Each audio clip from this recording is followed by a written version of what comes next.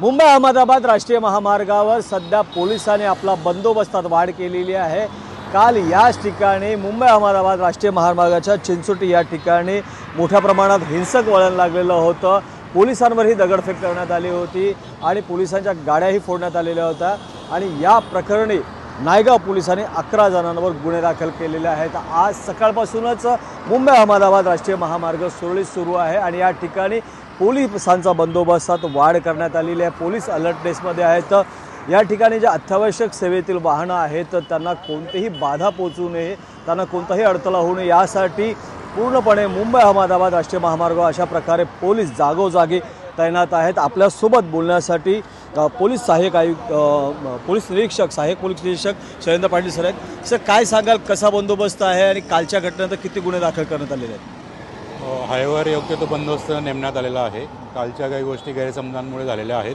नागरिकांनी कुठल्याही अशा गैरसमजांवर विश्वास ठेवू नये। मुंबई अहमदाबाद हायवेची वाहतूक नियमितपणे व्यवस्थित सुरळीत राहणार आहे। सर्व पेट्रोल पंपावर सर्व पेट्रोलियम साधने उपलब्ध होणार आहेत। त्यामुळे नागरिकांचं जनजीवन जसं नेहमी सुरू होतं तसंच नियमितपणे सुरू राहणार आहे। कुठलीही अडचण येणार नाही आणि आम्ही सर्वांच्या सुरक्षिततेसाठी नायगाव पोलीस ठाणे आणि मीरा भाईंदर वसई विरार पोलीस आयुक्तालयामध्ये योग्य तो बंदोबस्त लावलेला आहे आणि सर्व जनजीवन व्यवस्थित राहणार आहे।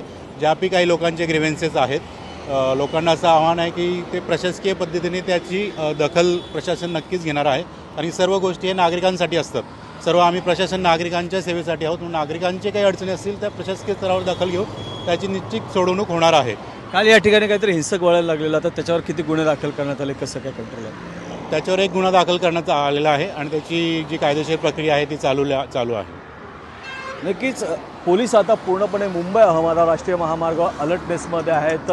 जे जीवनावश्यक सेवेची वाहतूक आहे ती सुरळीतपणे सुरू राहावी यासाठी ते आता कसोशीने प्रयत्न करणार आहेत। प्रभाकर कुडालकर, एबीपी माझा, वसई। एबीपी माझा, उघडा डोळे बघा नीट।